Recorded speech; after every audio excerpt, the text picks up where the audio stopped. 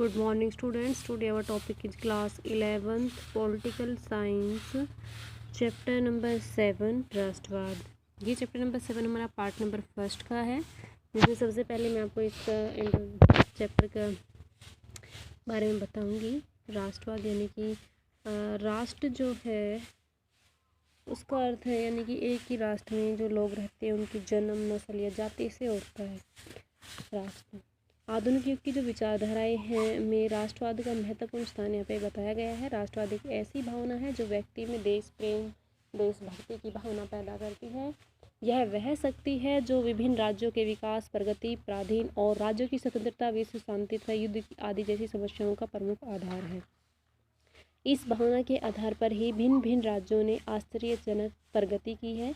गुलाम देशों ने स्वतंत्रता प्राप्त की है, अन्य अधीनस्थ राज्यों को स्वतंत्रता पाने का मार्ग दिखाया है। एक राष्ट्र की मजबूती उस राष्ट्र में रहने वाले लोगों में पाई जाने वाली राष्ट्रवाद की भावना पर निर्भर करती है। इसी भावना के कारण ही मनुष्य अपना तन, मन और धन अपने राष्ट्र के लिए कुर्बान करने के लिए तैयार हो जाते हैं। इस प्रकार राष्ट्रवाद एक विशाल अवधारणा है। राष्ट्र, राष्ट्रीयता और राष्ट्रवाद एक ही अवधारणा के अलग अलग रूप हैं। ये अवधारणाएं उतनी ही प्राचीन है जितना कि मानव का सामुदायिक और सामाजिक जीवन, परंतु राजनीतिक संदर्भ में ये अवधारणाएं अपने सक्रिय रूपों में आधुनिक राजनीतिक परिवेशों में व्यक्त होती रही है।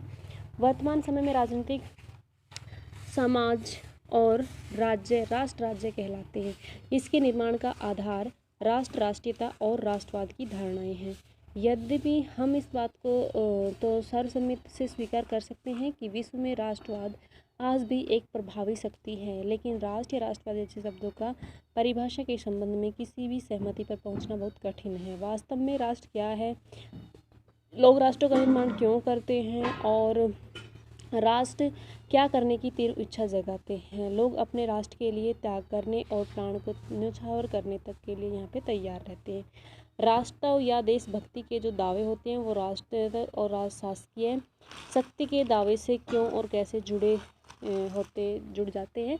क्या राष्ट्रों को पृथक रहने या राष्ट्रीय आत्मनिर्णय का अधिकार प्राप्त होता है? क्या पृथक राजस्व को स्वीकार किए बिना ही राष्ट्रवाद के दावे को पुष्ट किया जा सकता है?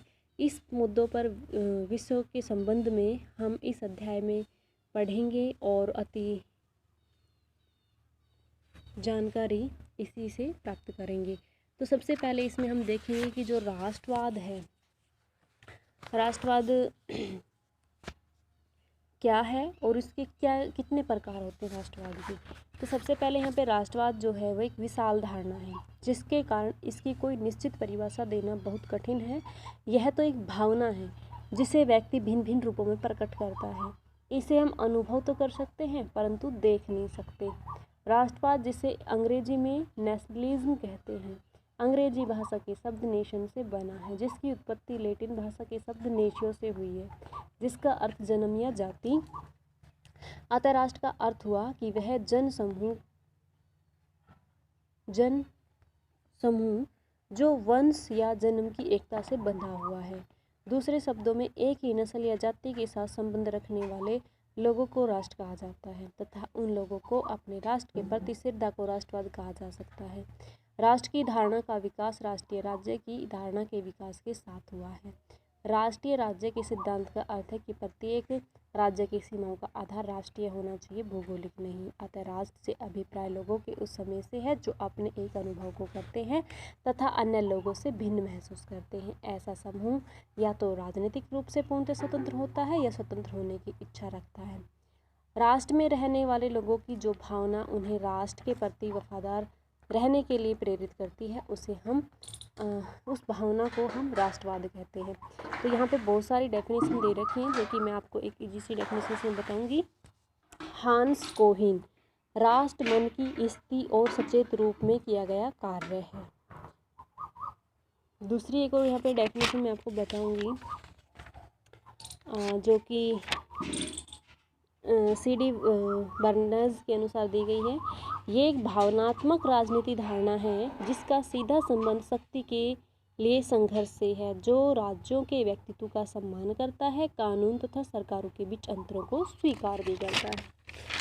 अब आते हैं इसके प्रकारों की बात, यानी कि राष्ट्रवाद के प्रकार। राष्ट्रवाद के मुख्य रूप से देश प्रेम और देशभक्ति की भावना, जिसके भिन्न भिन्न रूप नहीं हो सकते हैं, परंतु भिन्न भिन्न देशों में और विभिन्न सत्तर राष्ट्रवाद के कई रूप दिखाई देते हैं, जो निम्नलिखित हैं। रूढ़िवादी राष्ट्रवाद, प्रत्येक देश की एक ऐतिहासिक पृष्ठभूमि होती है और उसका वर्तमान रूप एक लंबे ऐतिहासिक विकास का परिणाम होता है। एक देश में कुछ ऐसी परंपराएं अथवा अवस्थाएं चली आ रही होती हैं जिनके साथ उस देश के लोगों की भावनाएं जुड़ी होती हैं, जिसके कारण वे समाप्त नहीं करना चाहते हैं, वे उन्हें जारी रखना चाहते हैं।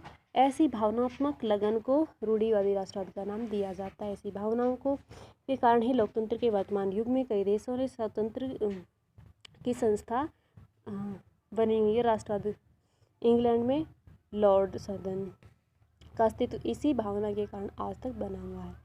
तो यहाँ पे मैं टाइप के नाम बता रही हूँ आपको, जो कि आपको डिटेल में पढ़ने हैं। रूढ़िवादी राष्ट्रवाद, उदारवादी राष्ट्रवाद, लोकतांत्रिक राष्ट्रवाद, सर्वसत्ताधारी राष्ट्रवाद, मार्क्सवादी राष्ट्रवाद। दूसरा जो इसमें हमारा टॉपिक है वो है राष्ट्रवाद के निर्णायक तत्वों का वर्णन, या राष्ट्रवाद के विभिन्न तत्वों या कारकों का वर्णन या सहायक तत्वों का वर्णन। तो सबसे पहले इसमें मैं आपको बताऊंगी कि इसमें जो फर्स्ट तत्व दे रखा है वो हमारा भौगोलिक एकता है, सामान्य एकता। राष्ट्रवाद को जन्म देने वाले तत्वों में भौगोलिक एकता एक महत्वपूर्ण तत्व है। जो व्यक्ति समूह काफ़ी लंबे समय तक एक ही निश्चित क्षेत्र पर, जिसके सभी भाग आपस में मिले हुए हैं, मिलजुल कर रहते हैं, तो उनके जीवन में एक ऐसी एकता की उत्पत्ति हो जाती है जो राष्ट्रीयता का सार है। इसका अभाव राष्ट्रीयता के निर्माण में बहुत बड़ी बाधा बन सकता है, जैसे कि पूर्वी पाकिस्तान तथा पश्चिमी पाकिस्तान में काफ़ी भौगोलिक दूरी के कारण राष्ट्रीयता का अभाव था। एक निश्चित प्रदेश में रहने से वहाँ के निवासियों में भूमि के प्रति काफ़ी मान और श्रद्धा उत्पन्न हो जाती है और वे उस भूमि को अपनी मातृ तथा पितृभूमि कहने लगते हैं। सभी मिलकर उसकी रक्षा करने के लिए बड़े से बड़ा बलिदान देने के लिए तैयार हो जाते हैं। दूसरा जो इसमें पॉइंट दे रखा वो है हमारी नस्ल की समानता। तीसरा धर्म की समानता। नस्ल की समानता यानी कि नस्ल के आधार पर वो एक समान ही होते हैं, उनमें कोई किसी प्रकार का भेदभाव नहीं होता है। धर्म की समानता, सभी लोग उस राष्ट्र में रहने वाले एक ही धर्म का पालन करते हैं या अलग अलग धर्म को अपनाने के कारण भी उनमें भेदभाव देखने को नहीं मिलता है। भाषा, संस्कृति और परंपराओं की समानता है। भाषा के आधार पर, संस्कृति के आधार पर इनमें कोई किसी प्रकार का भेदभाव नहीं मिलता है। समान राजनीतिक आकांक्षाएं, समान इतिहास, लोक इच्छा, समान हित, ये सभी इसके हमारे सहायक तत्व हैं जिनके माध्यम से राष्ट्रवाद बना रहता है। यानी कि इन लोगों में इनके आधार पर किसी प्रकार का कोई भेदभाव नहीं होता है, जिसके कारण राष्ट्रवाद बन जाता है। तो आज के लिए हमारा इतना ही होगा। नेक्स्ट डे के लिए हम नेक्स्ट टॉपिक करेंगे यानी कि किसी भी देश का राष्ट्रवाद करने के लिए उसमें कौन कौन सी बाधाएं जाती हैं, ये हमारा नेक्स्ट टॉपिक होगा, जो कि हम नेक्स्ट वीडियो में करेंगे। आप ये इतना ही होगा। Thank you student.